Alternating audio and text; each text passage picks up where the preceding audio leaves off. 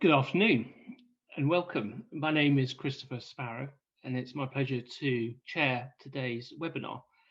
Today's webinar is the third of 6 supported by Anglian Water, the purpose of which is to help farmers consider the different angles of attack that might be necessary to navigate the change from Pillar 1 funding, which has been very profitable, to a tougher regime under Pillar 2. The 3 speakers we have today are Emily Norton, who's Head of Rural Research for Savills, who will be looking at the trends in the lead up to ELMS. And then second, Erica and Pieter, who are from the Netherlands with an organisation called Commonland, who will give us an international flavour of how we should perhaps be looking at more collaborative learning and landscape scale projects. We think that's likely to be a big factor going forward in order to attract the level of funding through BNG, etc., biodiversity net gains. During the course of the webinar, or rather after the presentations, there'll be an opportunity to enter into some sentiment surveys. I'd really encourage you to do that. I think peer reviews are really important. And if we think of this process like a supertanker, it's well under steam. And it's probably approaching that sort of rather awkward Suez Canal phase. And I think some peer touches on the tiller and even on our own business models may be very wise at this particular juncture. So really, without further ado, I'm going to pass you over to Tim Hopkin, who will lead you through the presentations. And then I'll join you again at the question and answers. Great, thank you, Chris. And it's a real pleasure to be here with you all again today for the 3rd episode. And thank you again for taking the time and joining in the conversation. So today, as Chris mentioned, please do engage, participate. This is really a conversation. So any questions that you have through the presentations, please use the Q&A function, which you'll see at the bottom of your screen, to ask any questions to the speakers, and Chris will be fielding those at the end. So please feel free to engage and participate. And like Chris said, also, we've got the Slido, which we've got after the presentations. And again, please feel free to participate in those. So our first speaker today is Emily Norton from Savills, and I'm going to hand you over to her for her presentation to get us going. So Emily, over to you. Thanks very much, Tim. And in true professional style, I'm now going to try and share my screen and not completely mess this up, so we can start. So Tim, perhaps you can give me a thumbs up in the background just to make sure that everything is hunky-dory. That's all working. Wonderful, that's good. In that case, I will carry on. So I've been asked to come and speak to you guys today about a market and policy trends impacting on how land assets are managed. And as all of you will be aware, unless you are sleeping under a rock, there's some pretty big stuff going on in our marketplace at the moment. If we can get this to skip on, macro pressures on land. There is so much going on that we need to be aware of. Changing consumption habits around food, the entire trade picture in particular, this tiny issue called climate change, which obviously some of you, may be just beginning to become aware of, nature and the entire biodiversity crisis, which in many people's opinion is the immediate crisis, whereas climate is the slow crisis. And then perhaps also all of this and how it ties in with people, and particularly off this pandemic situation that we are hopefully embarking from now. An awful lot of these different motivations and issues are really coming home to roost and coming home to bear on our businesses as we think about the changes that we need to make in order to navigate through some of these drivers on our systems. So looking at some of these in particular, because it's really important from my perspective, this is one of my key learnings from my Nuffield scholarship, which I was lucky enough to go on 2018 to 2020, was that actually what we think about as agricultural policy and this idea of preparing for ELMS is very much the detail and the big things that influence how we think about agriculture in the United Kingdom are influenced by much bigger things. And so we'll just cover those quickly because we need to know the context of how those things are changing in order to be able to make sense of whatever might be the replacement for the basic payment scheme as we look forward, which Chris has already alluded to. So the first one, of course, is trade policy. And we are, of course, 3.5 months into our new trading relationship with the European Union, our close friends. And it's great to have the international voices from the European Union here as well, talking about some of those commonalities that, of course, we still share. But the trade policy elements, we still have, we now have an amazing framework agreement, and my colleagues require very, very big brains to think about these trade type relationships. Assure me that this is probably the best deal we ever could have expected in relation to the EU and the UK situation. Clearly not perfect, clearly a lot of issues still, particularly around the Irish border. But fundamentally, we're in a pretty good position. We are pretty much where we were as before, and there's no big trade displacement happening as a result. That's not to say that we don't have a hugely ambitious trade policy, and Liz Truss is out there around the world at the moment trying to shake hands and do as many deals as possible. The political issue, particularly with the US, has not gone away. It's very much off the agenda at the moment, but it's not to say that we don't have a big kind of consumer-backed concern around food safety and food quality coming into this country as our relationship with the world expands and grows over the coming months. Now, that's a really key issue because since the United Kingdom actually started the Commonwealth in relation to food and trading food globally in order to feed our navy, food policy in this country has been a corollary of trade policy, and the fact that we can get food into London up a navigable river from the globe has meant that we've developed a very much global trade policy and a global food policy as a result. However, we are now getting Henry Dimbleby doing this amazing food strategy, national food strategy, and we've already got part 1. We're expecting part 2 in July this year. Now, really interesting, part 1 was rushed forward because of the coronavirus pandemic, and I've just got some a screen grab there of one of the bits of the report which shows all of the different trends in food that happened as a result of people going into lockdown. So we're eating more meat, we're drinking more alcohol, eating more ice cream as well. Obviously, these were last year, but really interesting how this sort of idea of home and nesting and food as the new commute, which I love as an idea. How do you spend your time if you're not traveling in a car? Perhaps you're using it for cooking. Has really changed, again, I think, people's attitudes towards food. What Henry Dimbleby looked at in that report was the links between food and health, though, and the shocking comorbidities associated with obesity and how they're flagged up within the coronavirus pandemic, equally around pollution and air pollution, some of the environmental factors there. And I don't think the pressure on that is going to go away. Equally, he identifies our need to define our status as a trading nation. And I still don't think we've really done that necessarily. We're simply going out being very gung-ho at the moment, wanting to re-establish global relationships. But the point being, in part 2, which we're expecting in July this year, he's been really, really quite ambitious about what's going to go into that food strategy, including a comprehensive vision for the future of farming and a UK land strategy and lots more. It really is, could be very, very influential at this time when we're thinking about agricultural policy, and the details of agricultural policy. It's really important to know that there are people out there at the very highest level of government influence thinking about how these things fit together and what the impact for those things might be in the future. So the third big thing, we've done trade, we've done food. The third big setting that we really need to be aware of before we think about agricultural policy is environment policy. And it's way more than climate. You may think that everything is about climate at the moment, and clearly our new commitment to get to net zero by 2050 is going to be an enormous driver of infrastructure investment, of economic investment, and also in terms of the opportunities, and we'll get to those in a little bit. What we are waiting for is the Environment Bill.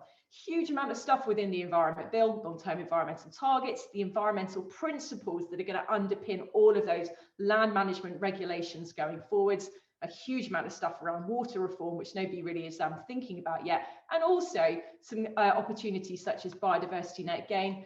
Really interesting, small box on the right here. What it does is begin to link together perhaps how we think about agricultural land and its use for agriculture with perhaps more local decision making in relation to local nature recovery strategies specifically. And who's going to be designing those local nature recovery strategies? It's likely to be your local council, your local planning authority. So thinking about a different scale of accountability to what we've been used to, talking largely to the RPA, is really important going forwards.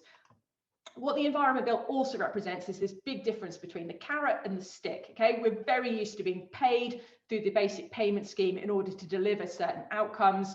The conditionality of those Pillar 1 payments has been actually relatively weak. A huge amount of academic research gone into the actual benefit of that huge amount of money that's been spent on the basic payment scheme each year.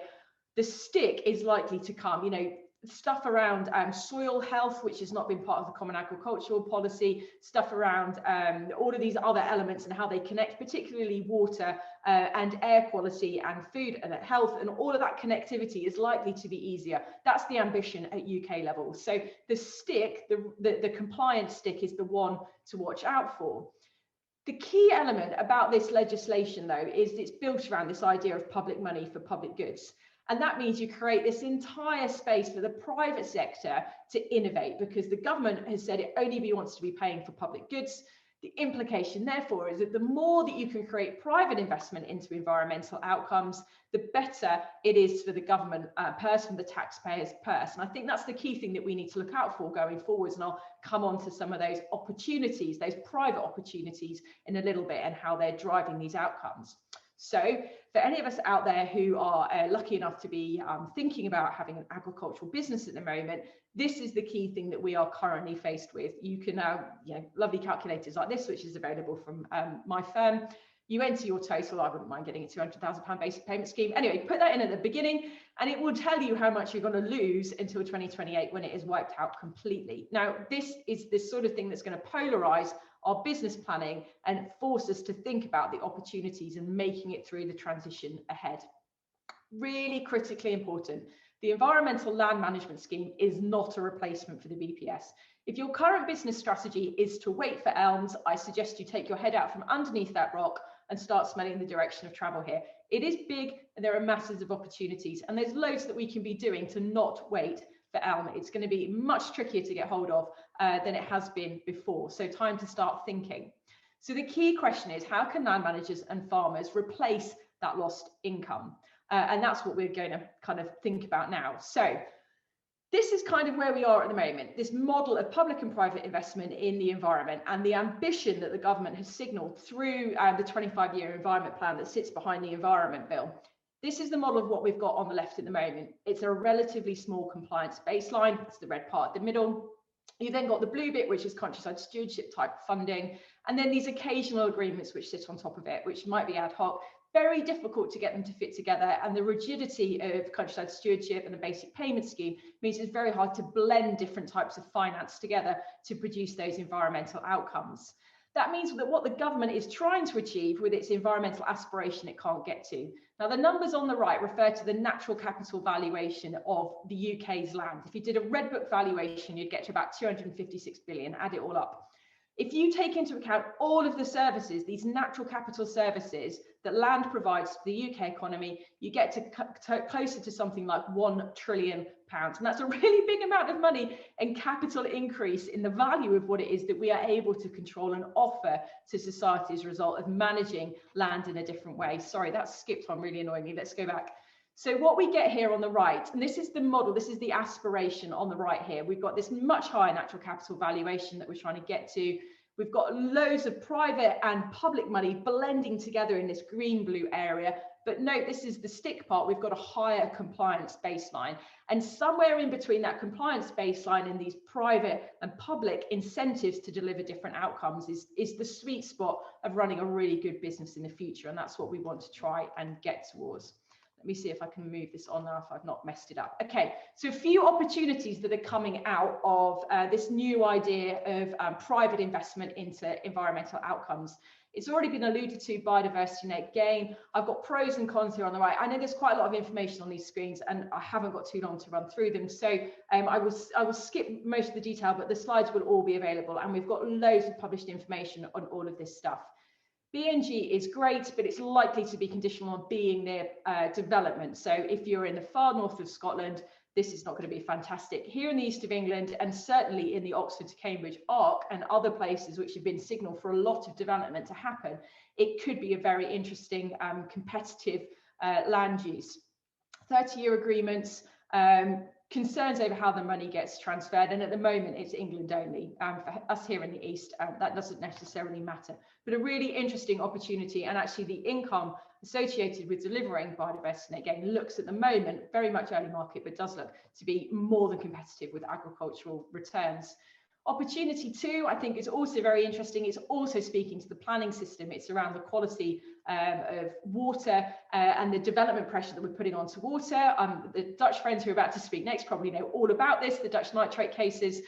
Basically talks about the total loading, the total water catchment capacity from all of the different sources of pollution, but particularly to do with nitrates. And it basically says if you want to put more planning into a catchment, you need to take out some of the background pollution. So essentially agreeing to manage your land differently can unlock really valuable development. So again, it's something that land managers might be able to offer into particular situations in order to be able to unlock really valuable planning opportunities. Unfortunately, it's a 120-year agreement. It's for the lifetime of the development. So, and it's also very, very situationally specific. You've got to be able to prove that you are having that nitrate or phosphate benefit for the benefit of the development going in.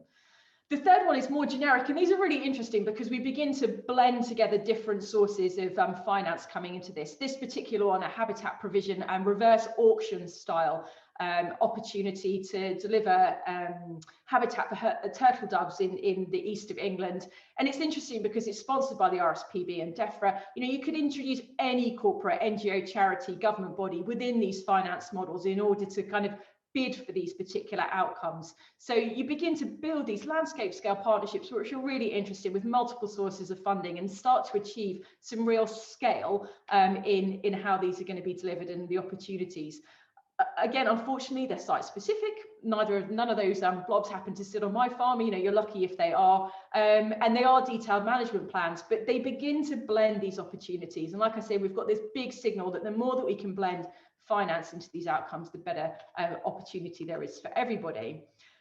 The fourth one I'm going to mention very quickly, and I could do 15 minutes on this one on its own, is the voluntary carbon market. You know, what we need to know is there is just enormous demand for voluntary offset markets, but there is no soil carbon code. Okay, so the sooner we get over this idea that we are likely to be paid to store carbon in our agricultural soils, I think the quicker we will get to a transition. There is opportunity in voluntary carbon. It is being targeted towards woodland creation. They are valuable systems. If you've got access to it, then it's really worthwhile considering.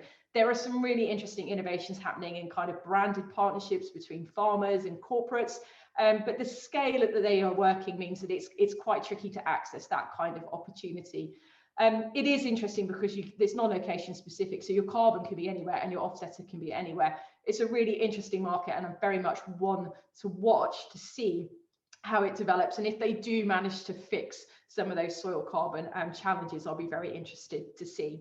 So, drawing to the end of my presentation, are you ready for the agricultural transition phase? This is the key question. This is what we know here in England. BPS cuts are happening already. We've got the sustainable farming incentive, which is being brought in, and I've ticked the box to say I'd like to try it. We don't get those higher tier levels though, and this is the kind of the shape of elm. We don't get those higher tiers until 2022, 2023.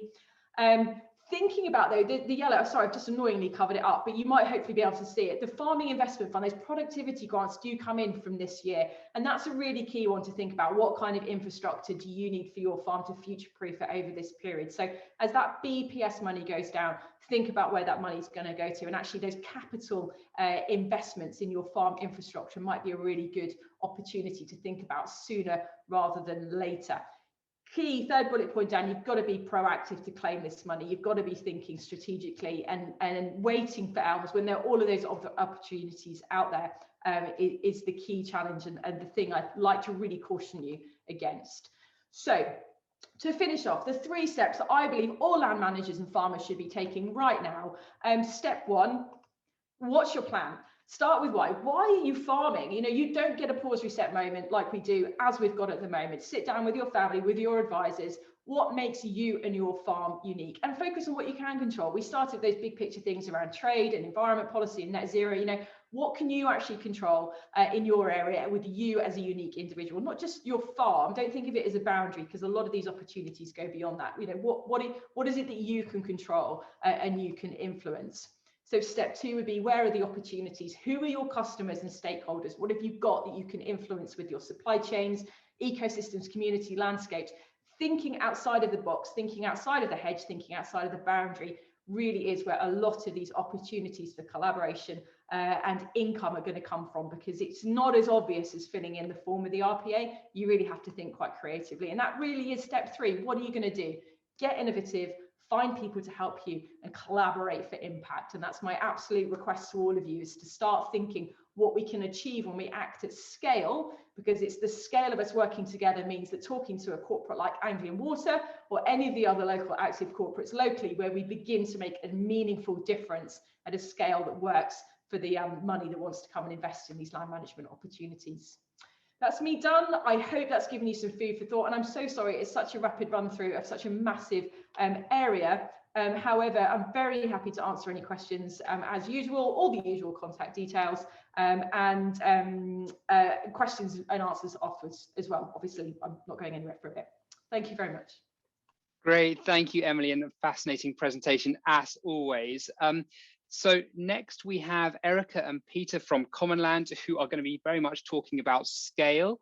Just a quick reminder, please do ask any questions you have in the Q&A function, and Chris will be picking up those shortly after this presentation. So Erica, over to you. Thank you very much. So good afternoon to you all. Thank you, Tim, for your introduction. So my name is Erica ten Broeke, and I work as landscape manager for Commonland. We believe it's possible to restore large-scale degraded landscapes based on a business case while generating 4 returns: inspiration, plus a return on natural capital, social capital, and financial capital. And in the coming 10 minutes or so, I want to share you how we do that in the Dutch peat meadow landscape, working with farmers bottom up to enhance our landscapes. And then my colleague Pieter will take over to discuss how we work simultaneously on system change on a national level in the Netherlands. But let's start with a short clip from the documentary Partnering for Sustainable Landscapes on our program in the Netherlands. Als we kijken naar het Nederlands veenweidegebied, dan zien we een ogenschijnlijk groene oase. Maar ook hier neemt de kwaliteit van bodem en natuur af. We zien dat de kwaliteit van de bodem echt aanmerkelijk aan het afnemen is. We zien dat het heel moeilijk is voor boeren om daar ook nog een goede boterham te verdienen. We zien bodemdaling en we zien de gevolgen van klimaatverandering. Dit alles is het gevolg van een overheersende focus op financiële opbrengst per hectare. De economie past niet in de ecologie. Een onhoudbare situatie. Je mergelt eigenlijk de grond uit. Op korte termijn lijkt het alsof je met kunstmest en bestrijdingsmiddelen hogere producties haalt. Maar voor de langere termijn ben ik ervan overtuigd dat dat alleen maar interen is op onze aarde. While a tremendous amount of the planet is degraded, it's not the end of the road. We can absolutely turn what we're doing and correct all of these degradations. And that's a very hopeful, a very wonderful thing. Het systeem moet anders. Niet alleen gericht op financiële winst, maar ook op sociale winst. En winst van natuurlijk kapitaal. Alleen dan is het toekomstperspectief hoopvol. Stel je voor dat we over 20 jaar daar en daar zouden zijn. En dat het er zo en zo uit zou zien. Dat soort vergezichten, dat soort panorama's, de kracht daarvan is enorm. Maar het stopt niet bij het schetsen van een gezamenlijk droombeeld. Om de transitie in het veenweidegebied te volbrengen, is het alle hens aan dek. Dan hebben we een regering nodig, maar we hebben ook overheden nodig, maar we hebben ook de banken nodig, we hebben ook de retail nodig, we hebben de boeren nodig, we hebben de wetenschappers en de natuurorganisaties nodig. En vanuit het concept van 4 returns kan je mensen ook heel gemeenschappelijk doel geven. En als ze een gemeenschappelijk doel hebben, dan zijn ze ook veel meer bereid om hier en daar wat in te leveren.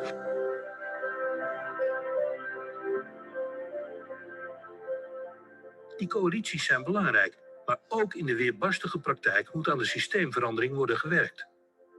Weiland brengt het 4 Returns Framework van Commonland in praktijk. Door concepten te ontwikkelen gericht op landschapherstel, bodemgezondheid, biodiversiteit en water. En dit te testen met boeren. We ondersteunen die pilot ook voor boeren om te gaan experimenteren met dit soort oplossingen, gewoon op hun eigen bedrijf. En wat ik zo belangrijk vind, is dat die boer vervolgens aan andere boeren kan vertellen waarom die dat doet. Een enorm potentieel zit in de samenwerking tussen boeren en natuurbeheerders. Natuurbeschermers kunnen veel leren van boeren. Boeren kunnen veel leren van natuurbeschermers. Maar dat gaat alleen gebeuren, ook dat gemeenschappelijke belang zoeken, samenwerken, als je ook elkaar begrijpt. En Commonland is zeg maar de accelerator daarvan geweest. Heeft ervoor gezorgd dat we dat ook veel nadrukkelijker zijn gaan doen. Met meer partijen rond de tafel zitten. En dat begint zijn eerste vruchten echt af te werpen. Oh, that was a little too enthusiastic. Let me go back to my slides.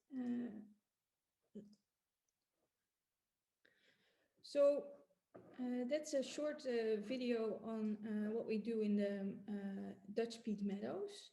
As Commonland, we started building proof of concept a proof of concept of the 4 returns framework in 4 landscapes around the world. In 2014, we started in South Africa and Spain. Then we also started a program in Australia and most recently in the Netherlands. In each of these landscapes, we see 5 process steps. It starts with scouting, then a phase of orchestrating landscape partnerships and co-creating a landscape vision.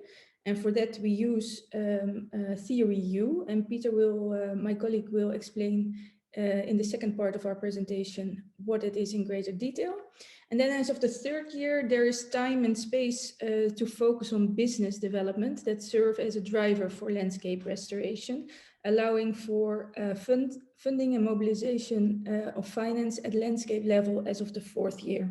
This is learning and adapting as we go, identifying and testing what works best for a specific landscape. Let's go back to the Netherlands. The scouting process brought us in 2016 to the Dutch peat meadow landscape, in between Amsterdam, The Hague and Utrecht. It's a typical Dutch landscape with meadows, cows and mills of roughly 125,000 hectares. And although it looks green, intensive farming combined with systemic drainage and dewatering have resulted in green deserts, where biodiversity declines and the farmers struggle to make ends meet. And this landscape has extreme challenges due to soil subsidence resulting from the peat that oxidizes and climate change. At the end of the scouting phase, together with the stakeholders in the landscape, we drafted this landscape vision, the visual that you see on the bottom half of the slide is the landscape vision for the Dutch peat meadows landscape. And again, you see that that Pieter will explain later in greater detail. And that was the start for a collaboration with the Dutch Society for Nature Conservation. And we started working with 8 of their tenants, 8 farmers that were very interested in soil and particularly in soil microbiology. So we focused on this topic in the early stages, developing a soil course, offering farmers soil sampling, and enabling farmers to roll out pilots on their farms. And still today, if new farmers come to us, often the starting point for collaboration is the soil, but we also do other things. We work on pilots for herb-rich pastures, rotational grazing, improved manure, and all measures contribute to a regenerative farming system. One could say that the more measures are implemented, the more regenerative the farm. Till 2019, we rolled out the program as Commonland, and then we established a separate foundation to really do the landscape restoration work on the ground. And that foundation is called Weiland. They do the actual work on the ground, and Commonland now supports and facilitates. And together, you can see here our theory of change.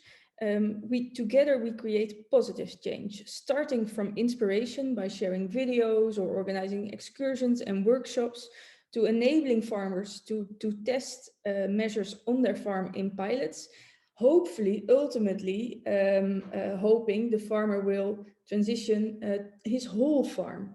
And we see that's already happening only 5 years after starting. Out of out of the 8 farmers that we started with in 2016, 4 farmers are in full transition of their farm. So Weiland works towards a new peat meadow landscape by inspiring citizens, farmers and businesses. We regenerate landscapes that give back to nature rather than extract from nature. And we facilitate the transition to a circular multiple value creation in the landscape, ultimately working towards a regenerative economy plus a sustainable agriculture and food system. And sometimes it's programs or components focusing on one of the returns. Pieter will deep dive into a concept, aardpeer, that is covering and integrating all of those 4 returns. Just to round off, the results up until 2020. And what you can see is that we have seen an incredible increase of the farmers that have joined us over the years. We have now 96 farmers working with us that are active in 137 pilots on their farms, and 4 of the farmers are in full transition. Pieter, over to you. Thank you so much, Erica. Let me just pick up on the slides there.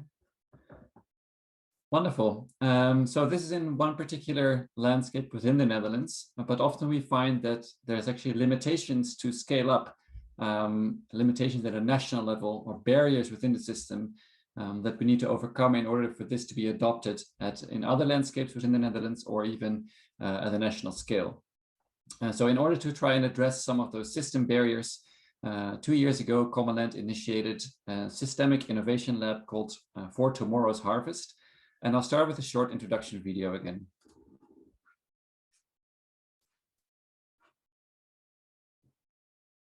For Tomorrow's Harvest. In the Netherlands, we place a lot of demands on our urban and more specifically, our rural environment. We want to live, work, play, have a secure water supply, generate energy, and produce food here. If we want to continue doing this in the future, we will have to change the way in which we use our natural resources. Our food and agricultural system is a crucial aspect of this change. The current system simply cannot be sustained in the long run. Land reparcelling, urbanisation, and intensive agriculture is causing damage to our ecosystems. This, in turn, has negative impacts on biodiversity, soil fertility, and the quality of our water. The result is a lack or an excess of water, a less diverse and more barren landscape, and, with regards to our food, it will become more expensive with fewer nutrients. We are therefore facing an urgent challenge. How can we change our food and agricultural system? Fortunately, many people in the Netherlands are engaged in this change. They are putting a great deal of effort and energy into creating a better system. Nevertheless, they are faced with significant obstacles. The complexity of the system requires a joint long-term vision and an inclusive approach from all parties involved, which transcends the interests of organisations or individuals. However, the space and time to achieve this together is lacking. This is why we launched For Tomorrow's Harvest, an innovation lab where farmers, entrepreneurs, banks, businesses, social organisations and other stakeholders can dream, think and take action together. We are offering an environment and a way of working that will teach participants new skills and enhance their personal and collective leadership. Not only that, we've created a positive atmosphere in the lab where participants build close, lasting relationships. Firstly, we identify what is happening in the system. We conduct interviews, give workshops, and organise educational visits. We take the time to really listen, to reflect on all of these experiences, and to learn. Only then can we get to work in concrete terms. Because we have gathered together the right people with the right tools and formed close relationships, we have a great deal of influence and a strong collective position. We establish new connections and come up with realistic ideas and solutions, which are subsequently worked out in detail within our participants' own organisations. In this way, we improve our agriculture and food systems by inspiring one another in the lab and implementing solutions that yield ecological, social, and lasting financial results. That is the ambition of For Tomorrow's Harvest. We want systemic, far-reaching change. Are you a pioneer, an advocate of change? Would you like to launch a visionary and prosperous transition in our food and agricultural systems, together with us and other pioneers? Visit www.oogstvanmorgen.net for more information.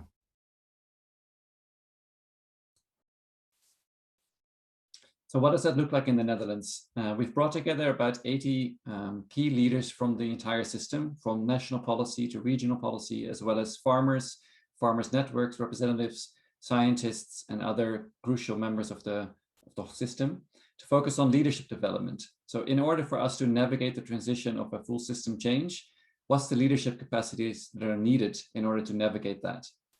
At the same time, we're building an action-focused network. So not only knowing each other and exchanging learnings and insights, but also being in action together, being able to enact any of the new ideas that are coming forward out of the lab. And lastly, we put forward about 15 practical experiments for regional transitions. So these are based on the systems analysis done by the stakeholders and are addressing specific barriers within the system. And I'll give you 2 examples. But before I go there, let me tell you a little bit more about this U process. Theory U is the theory behind a stakeholder engagement process developed by Otto Scharmer at Massachusetts Institute for Technology in Boston, USA. And it's a 5-step process where we initially start with creating a common intent for the process of learning together as stakeholders in the system.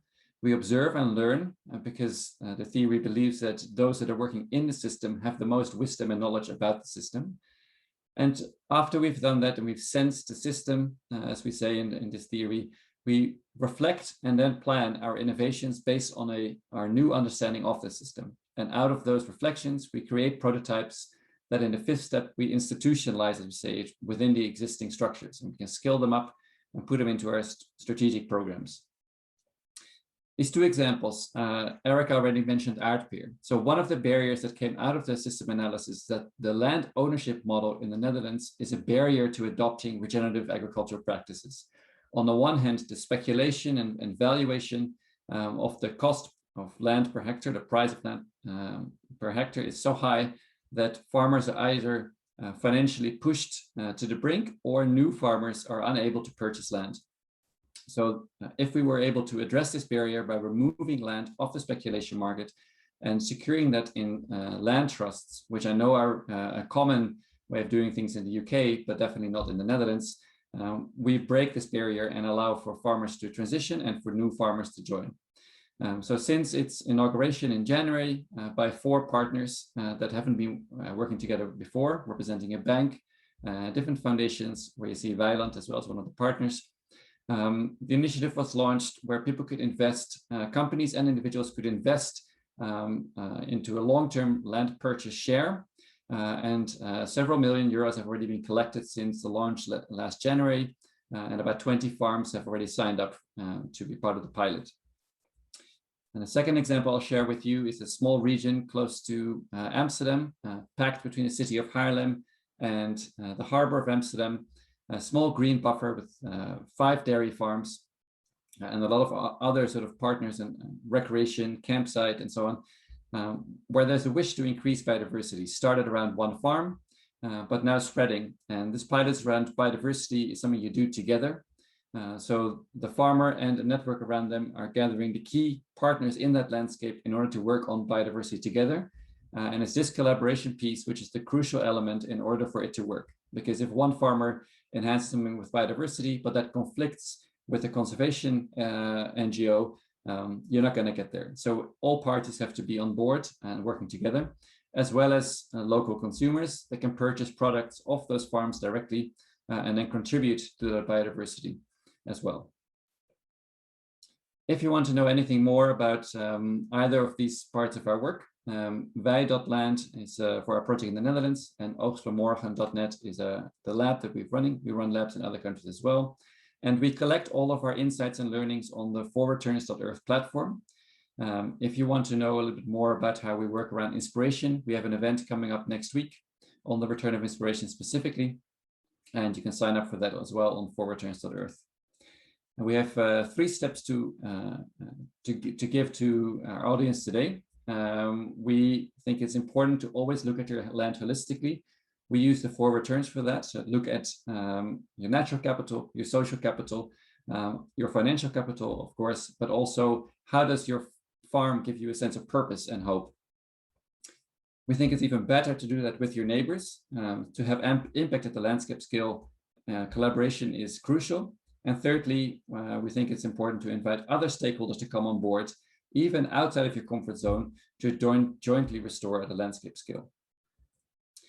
Commonland is about bringing 4 returns in 3 zones over 20 years. And if you have any further questions to us, feel free to reach out at any point. And with that, I'll just stop the share.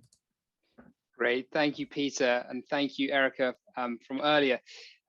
Fascinating, and just so much to talk about going forward. So I'm looking forward to the Q&A. But before we get to the Q&A, I am just going to share my screen. And for those that have attended before, you'll recognize what we're about to do. It's the Slido, so the opportunity to do a sort of a group thought gathering process. So what I'm going to do is share with everybody the link for this. I'm going to hit present. So Chris's question for everyone today is, what are the key barriers to landscape scale, biodiversity, net gain, and carbon fixing projects? So in the chat function, you'll see a URL. It'll bring you to this question, and this should allow you to actually start answering this question. Or you can get your phone out and you can turn your camera on, hover over the QR code and answer on your phone. So what are the key barriers to landscape scale, biodiversity, net gain, and carbon fixing projects? So participation, uncertainty, information, collaboration. So the key barrier is lack of collaboration potentially. Cooperation between farmers, okay. What else have we got here? Base measurements, knowing where to start and who can help. Yeah, absolutely. Loss of farm profitability, ignorance. I'm trying to capture some more things, but yeah, lack of collaboration and cooperation between farmers seems to be the biggest problem. So what you guys are doing at Commonland probably couldn't be more important. Perfect. Coordinating landowners, still motivation. Value of land. Okay, great. Slow policy. I'm going to stop there and go back, and we're going to ask the next question, which is slightly conscious of time. So the next question is Emily's question. And again, I'm just going to share through the chat function, or you could get your phone out and hover over the QR code. So Emily's question is, what type of support do farmers need to help your business through the agricultural transition period? Knowledge and finance, those two usually go quite hand in hand. More cluster farms, finance, advice. Those that were on the interview with Lizzie Emmett this morning, who is on here at the moment, talked a lot about that, farm advice at facility as a farming cluster level. So yes, certainly a very topical conversation. Finance, advice, knowledge, practical examples. What else we got? Case studies, clarity, farming clusters. Brilliant. Okay, again, advice, cluster groups, timely information, knowledge, finance, clarity. Perfect. All right, we'll have to go on to the next question now. So the last question is from Pieter and Erica. And again, I'm just going to put that through here and present. So the question is, what is it about landscape scale change that inspires you to take action on it? What is it about landscape scale change that inspires you to take action on it, making a difference? Win-win for all parties, real impact, future generations. Brilliant. Impact, big impact, climate, growth, securing in the future, habitat working at landscape level, it's win-win-win, connectivity, future generations, multiple benefits. What else have we got here? The difference it can make, wildlife, connectivity, carbon benefits.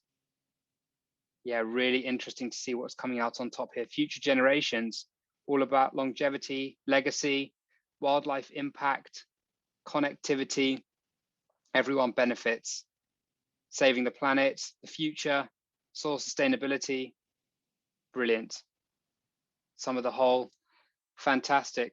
Well, thank you, everybody. We've stopped that there. We're going to post all of those results out. I'm going to stop sharing my screen and I'm going to hand over to Chris, who's going to start the Q&A.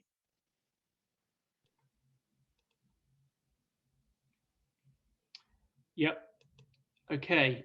So quite a few questions have come in during the course of that. Just by kick off with one.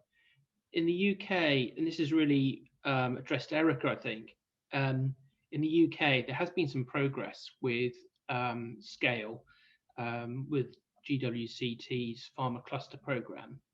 But, you know, how do you manage sort of different sized holdings? How does equalization work in terms of the financial benefits arising from, you know, landscape scale deals? Okay, good question.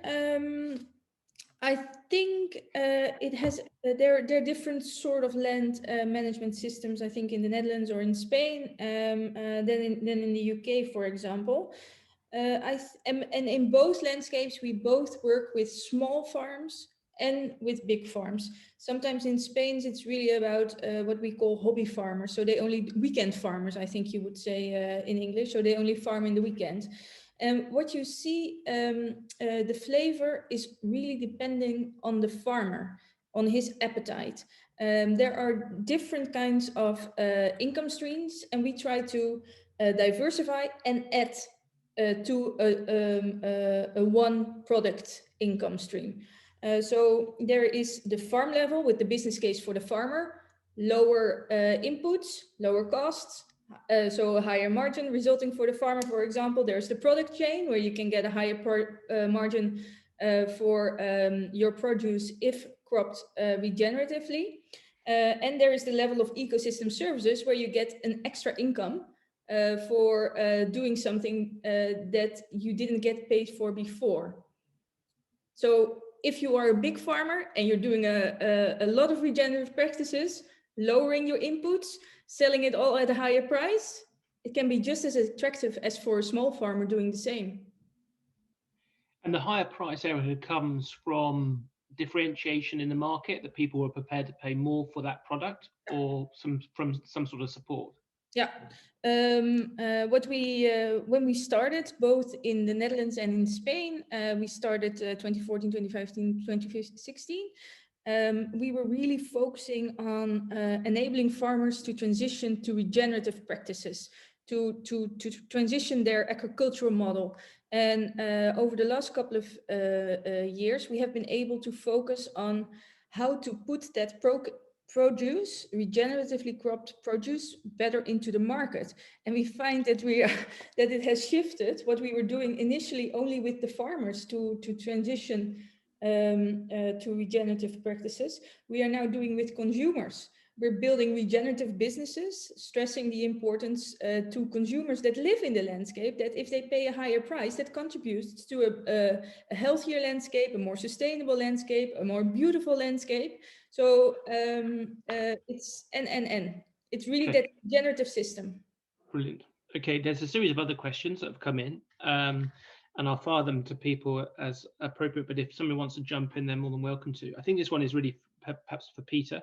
On that example you provided, Pieter, what is the tenure structure? Is it mostly owner-occupiers, or is it tenants as well? And how does that work between tenant-landlord? You know, what permissions are required, particularly for the longer-term agreements?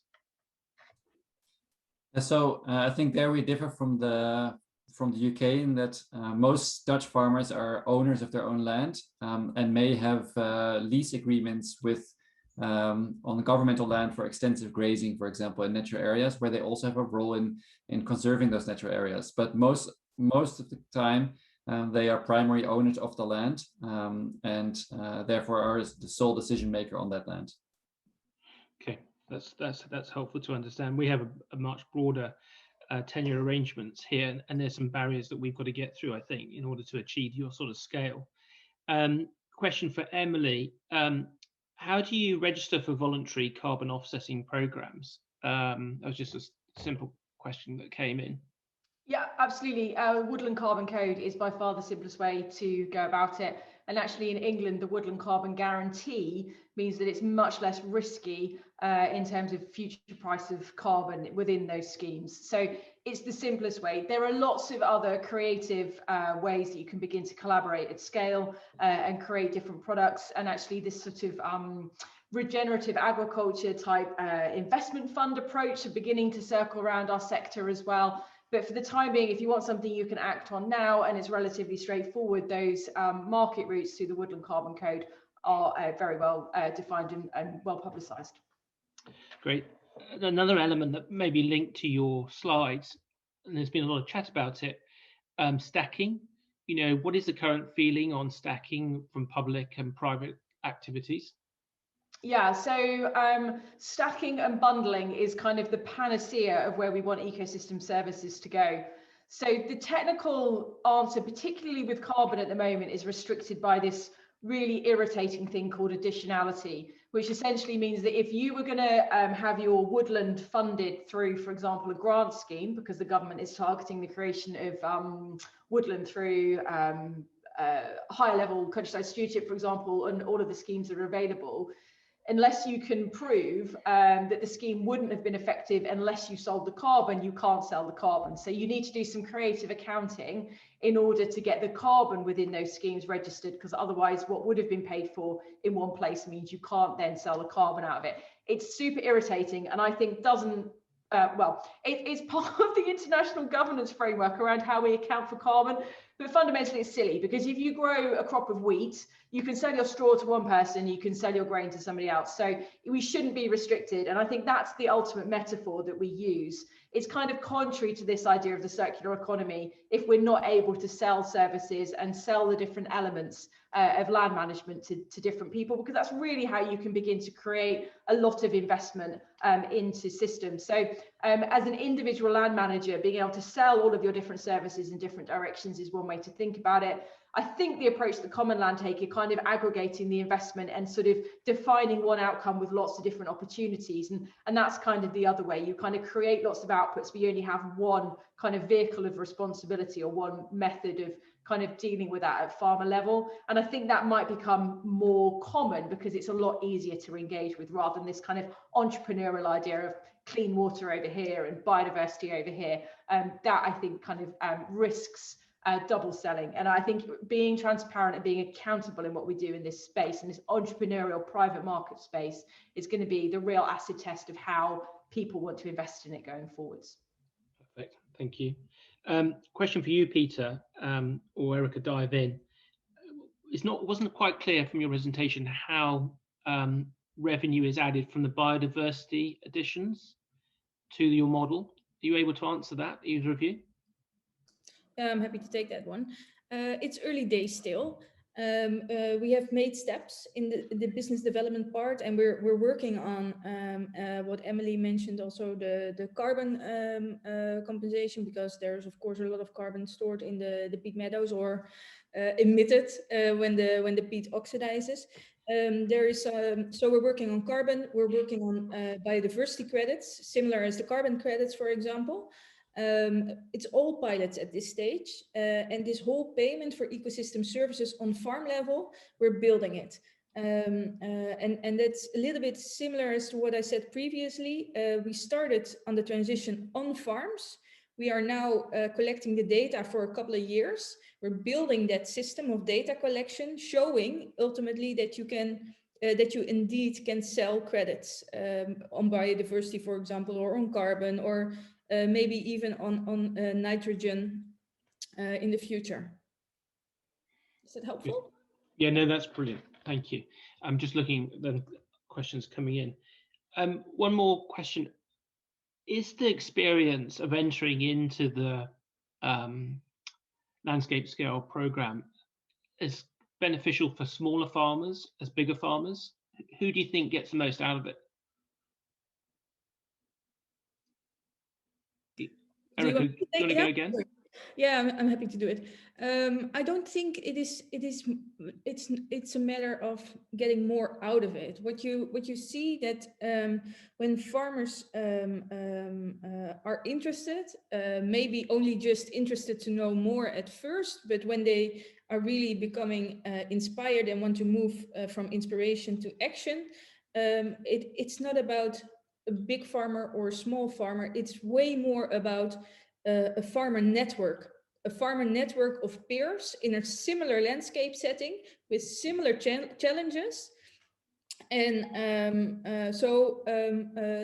that is the added advantage for farmers in the first place. And it's also sort of a business network. You know, they find each other very easily to exchange tips or tricks. So it's the size is not so key, crucial. Good. Chris, sorry to interject. I mean, there's a question here which also you alluded to earlier about also the tenancy structures thing as well. There are sectors who can't access these markets in the same way because they don't have the security of tenure and because you can't kind of offer to sell more than your tenancy enables you to. So I think there are some structural issues that we still need to work with, but that's why land management opportunities may be more interesting than perhaps some of these kind of woodland creation type opportunities that tenants by definition would be excluded from unless they've got an incredibly progressive progressive landowner. What I see in particularly interesting though is that landowners are bothered by this. Landowners are constrained by, particularly if they're institutional landowners, constrained by their own kind of net zero and corporate level expectations of the benefit that they are contributing through the occupation of land and giving people opportunities to occupy land. And so I think we will see a shift in the relationship between landlord and tenant and how that's related to the basic payment scheme at the moment, and how they're going to have to shift risk, shift responsibility and shift reward under those relationships in order to make the most of this sort of more diverse private market opportunity. Is going to be a real key development over the next 5 years. Yeah, I think you're right. I think it's going to have to be key. They're going to have to be key partners to make it happen. Otherwise, you're just taking a huge swath out of the country. Okay, well, I'm just conscious of time. Tim, if you're there, I think that maybe we should wrap this up. There's a few technical queries that people have brought up on the chat. Maybe if the panels could just respond to anything I've missed there. But otherwise, I think we're through. Well, I think it's been an absolutely fascinating session. I think there's so much conversation about landscape scale interventions. How do we create cohesion across the landscape? I think we're starting to see that actually all farmers will benefit from being part of these farming clusters. And I think never has there been a more important time to really start to work at how we can work cohesively across the landscape. So I just want to say thank you to the speakers today. It's been absolutely fascinating to understand your perspective. And like I keep saying, I think this is really the start of the conversation rather than the end. So really look forward to the ongoing conversations and project planning that's likely to be coming up. And I should also just say that Mark is just about to send through in the chat the link to our community. So anyone's welcome to join the community. It's all free. There's plenty of people in there having conversations about regenerative agriculture, landscape scale restoration. So please join the conversation there. There's also a feedback form that's going to be in there, as well as a link to our upcoming events as well. So I think really, yeah, that's everything from me. So Chris, I don't know if you've got any final comments just to close, and we'll wrap up for the day. I think really interesting discussions. I think international flavour on this is really helpful. So thank you both for taking the time to do that. And indeed, Emily, from Savills' point of view, to have that time. It's been brilliant. But I look forward to being part of the thing tomorrow. And actually, you know, there's lots of good stuff coming through the webinar series forward. Thank you, Tim. I look forward to seeing those. But indeed, yeah, no, very good. Great. Thank you, everyone. Well, I think we'll wrap up there, and yeah, look forward to the ongoing conversation. So thank you very much, and have a great evening, and see you all very soon. Cheerio. Thanks, everyone. See you. Bye.